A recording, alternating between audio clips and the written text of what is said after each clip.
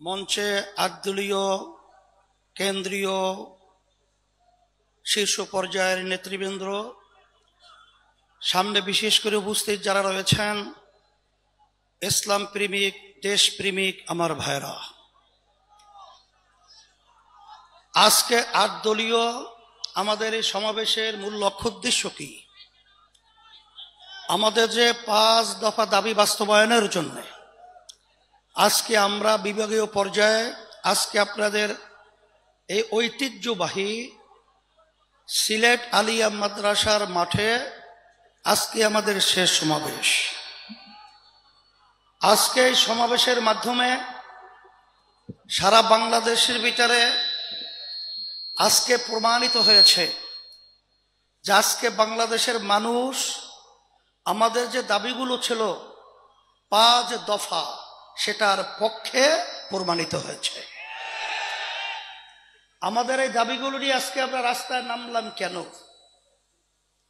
এর মূল লক্ষ্য উদ্দেশ্য হলো 5ই আগস্ট 2024 হাজার হাজার মায়ের কোল যে সন্তান হারা হলো,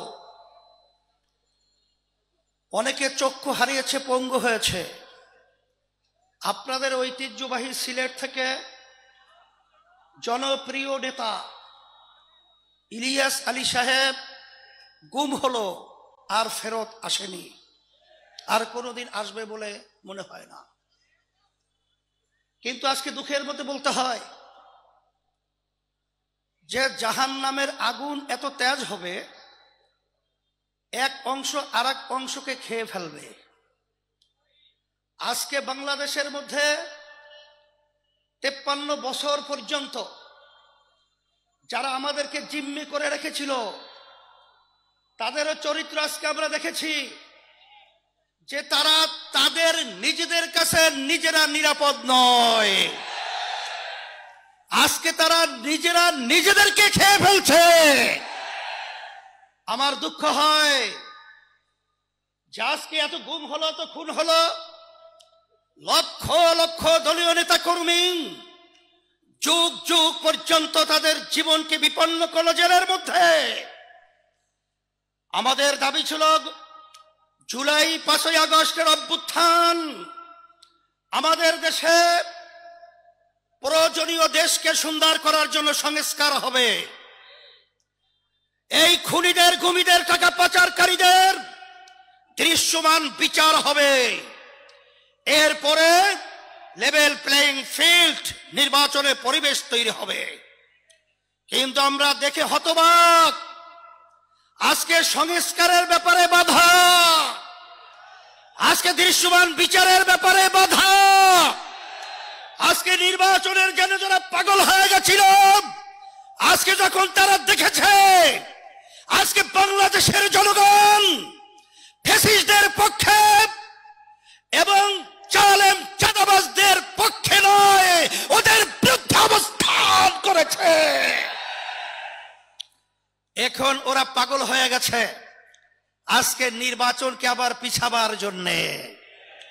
কিন্তু আমরা পরিষ্কার বলবো, রাশি যখন বামে ঘোরে তখন যত পরিকল্পনা সব বামেই যায়।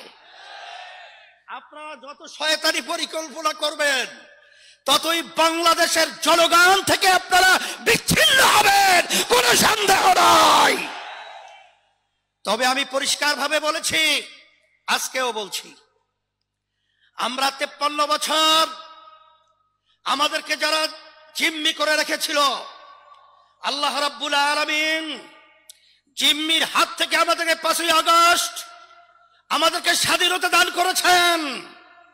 এই স্বাধীনতার ফসল যারা আমরা দেশ প্রেমিক রয়েছি, যারা মানবতা প্রেমিক রয়েছি, যদি আমরা বুঝতে ভুল করি, আমরা যদি ব্যর্থ হই, যখন ইতিহাস আমাদের প্রজন্ম লিখবে তখন কলঙ্কজনক ইতিহাস আমাদের জন্য লিখবে। এই জন্য আমি সকলকে আহ্বান জানাবো, আসেন আমরা যারা দেশ প্রেমিক রয়েছি, ক্ষমতা প্রেমিকদেরকে, চাঁদাবাজদেরকে, আমাদের দেশের টাকা যারা বিদেশে পাচার করে ওদেরকে আমরা না বলার মাধ্যমে জমিন থেকে চিরতরে উৎখাত করে মাথা উঁচু করে দাঁড়াবার পরিবেশ তৈরি করতে হবে।